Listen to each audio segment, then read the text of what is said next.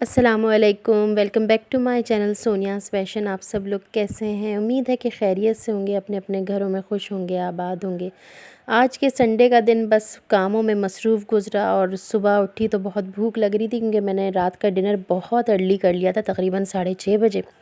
तो मुझे बहुत ही भूख लग रही थी और फिर मैंने कहवा पिया था और कहवा पीने के बाद मैंने अपने लिए मैगी बनाने के लिए रख दिया था। मेरा बहुत दिल चाह रहा था कि आज मैं कॉर्न डाल के और मैगी खाऊं, कोई ऐसी चीज़ खाने को दिल नहीं चाह रहा था। उसके बाद बस खा पी के फिर कामों में लग गए। तो कल से ही हम लोगों ने मैट्स भिगो के रखे हुए थे सारे घर के। तो सोचा था कि बस आज के दिन सबसे पहले ये धो देंगे। दरअसल ये सारे काम, डस्टबिन्स धोना, मैट्स धोना, ये सब जो है वो वीकली पर्पस पे करते हैं, वरना वैसे बहुत ज़्यादा काम हो जाता है। तो ये कारपेट एक छोटा सा है जो हमारे उस पे एंट्रेंस पे होता है और ये बहुत ज़्यादा इसमें डस्ट आ जाती है क्योंकि ये बिल्कुल मेन एंट्रेंस पे होता है हमारी। और जितने भी छोटे छोटे कारपेट्स और छोटे छोटे मैट्स थे वो सब मैं भिगो दिए थे।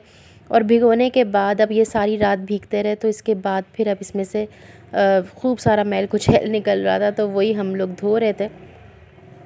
आज चूँकि हमारा पानी का दिन था और हमारे यहाँ पानी आ रहा था, तो इसलिए हम लोगों ने आज सारे ही पानी के काम तकरीबन करे। तो हम लोगों ने मैट्स धोए, वॉशरूम्स धोए, फिर कपड़े धोए और सारे कपड़े फिर बाहर डाले। तो क्वाइट बिज़ी डे था। पहले बात तो संडे था, संडे वैसे ही बहुत बिज़ी दिन गुज़रता है और उसके बाद फिर अगर पानी का भी दिन हो तो पानी के सारे काम भी करो, पानी भी भरो, तो फिर और ज़्यादा काम बढ़ जाता है। वैसे भी मशीन मैं सिर्फ़ पानी के हिसाब से नहीं लगाती, मैं बस जब कपड़े जमा हो जाते हैं तो मैं मशीन लगा देती हूँ और एक्स्ट्रा कपड़े भी धो के, अब जैसे कि ये इस तरीके की जैकेट्स और अपर्स, इतनी सर्दियाँ तो नहीं आई हैं, लेकिन अपर्स वग़ैरह यूज़ करते हैं सुबह सुबह के टाइम के लिए, तो या फिर शाम के वक़्त, तो फिर ये अपर्स भी धोने होते हैं। तो फिर अगर रूटीन के इतने कपड़े हो जाते हैं तो उनके साथ फिर इनकी गुंजाइश नहीं होती। पिछली मरतबा मैंने सारी बेडशीट्स वग़ैरह धोई थी रोज़मर्रा के कपड़ों के साथ, तो इस दफ़ा मैंने अपर्स वग़ैरह धो दिए रोज़मर्रा के कपड़ों के साथ। तो इस तरह करके ना कपड़े थोड़े थोड़े करके मैनेज हो जाते हैं, वरना रोज़मर्रा के ही कपड़े धोते रहो तो ये इनकी बारी कब आए। तो मैट्स भी साफ़ सुथरे हो गए थे, मैंने इनको स्पिन कर दिया था अच्छे से, इनका पानी वानी सब निकल गया था। अब अलगनियों पे तो कपड़े डले हुए थे, तो मैंने कहा अब ये कहाँ डालूँ।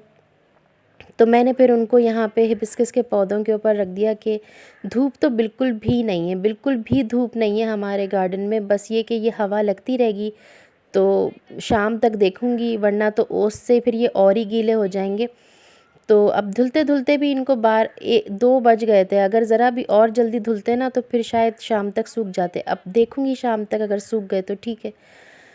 तो उसके बाद फिर किचन की तरफ आए और किचन के अंदर जो है ये चिमनी, बहुत दिनों से मैं सोच रही थी कि इसको साफ़ करवाऊँ। और ये वैसे तो मैं रोज़ के रोज़ अगर इस पे हाथ मार दूँ ना, डस्टिंग कर दूँ, तो फिर इस पे इतनी नहीं जमा होती, लेकिन अगर 2 दिन भी मैं भूल जाऊँ ना इसको साफ़ करना जैसे हल्के कपड़े से, तो फिर इस पे सब कुछ जमा हो जाता है, तो फिर मेहनत लगती है। ये मेरे घर का लीमू है और इसी के बारे में मैं आपसे अभी आपको मैं कुछ बताने वाली हूँ कि ये मैं आपको पहले भी शेयर कर चुकी हूँ। गौर से इसको देखें, ये मेरे घर का लेमन है और मैं इतनी खुश हुई हूँ कुछ एक बात से कि मेरे हस्बैंड मेरे लिए नींबू लेकर आए और मैंने उनसे, वो मुझसे कह रहे थे कि मैं जो तुम नींबू पसंद करती हो, कागज़ी नींबू आजकल नहीं मिल रहे हैं। मैंने कहा जो भी मिल रहे हैं आप ले आएँ, क्योंकि नींबू तो लाजमी मुझे चाहिए होते हैं अपने रोज़ डेली रूटीन के अंदर, तो कहवा और सैलेड और इस तरह। तो वो जो लाए तो वो बिल्कुल वो वाले नींबू लाए जो मेरे घर में लगे हुए हैं।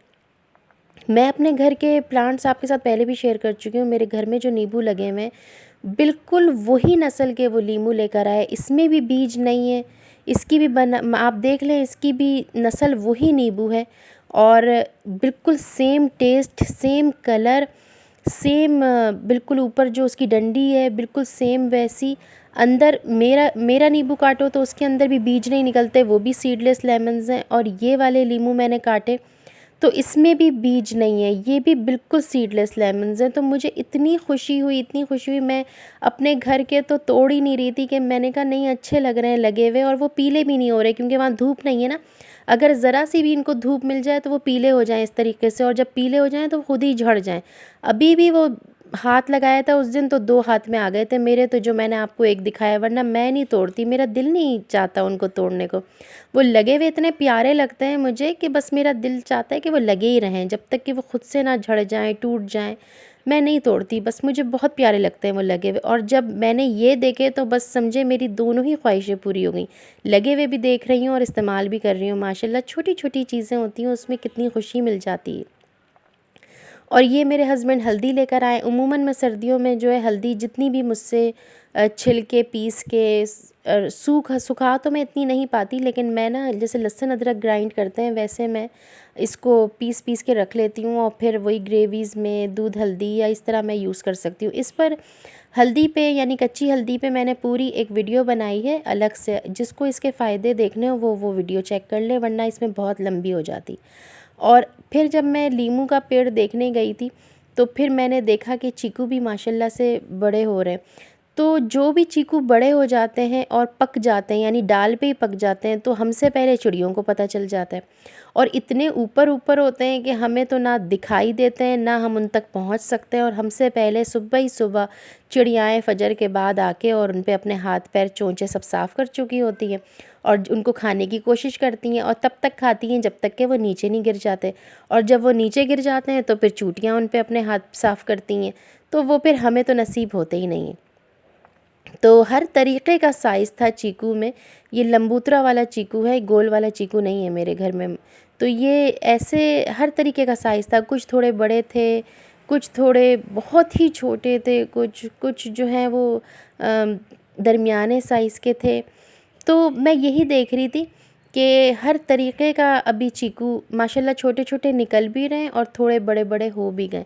वरना जैसे ऐसा होता है ना कि जैसे पूरा एक बैच एक जैसा निकल आया, फिर पूरा बैच एक तैयार हो गया, फिर वो पूरा उतार लिया, या फिर नहीं, इस तरह नहीं था। हर साइज़ का चीकू नज़र आ रहा था। इतने छोटे-छोटे से, बिल्कुल छोटे-छोटे से भी दिख रहे थे और थोड़े बड़े-बड़े भी दिख रहे थे, थोड़े दरमियाने भी दिख रहे थे, थोड़े गोल-गोल से दिख रहे थे, थोड़े लंबे-लंबे दिख रहे थे। तो बस इन्हीं को देखने में मैं इतनी मसरूफ़ हो गई। उसके बाद मैं गई अंजीर के दरख्त पे। ये भी मेरे बच्चों जैसे हैं सारे मेरे पौधे। आप लोगों को तो पता ही होगा जो रेगुलर व्यूअर्स हैं मेरे, कि मेरे प्लांट्स मेरे लिए क्या अहमियत रखते हैं मेरी ज़िंदगी में। तो समझे ये मेरे बच्चे हैं। तो मैं इनसे मिलने गई तो फिर मैंने पहले नींबू से मिली, उससे हाय हेलो करी, फिर चीकू से मिली, फिर मैं अंजीर के पास आ गई। माशाल्लाह माशाल्लाह इस पे भी बहुत फल लगा हुआ है, लेकिन ना ये छोटा है, थोड़ा उम्र में ना थोड़ा ये छोटा है, इसलिए ये इतना ना सहार नहीं पाता।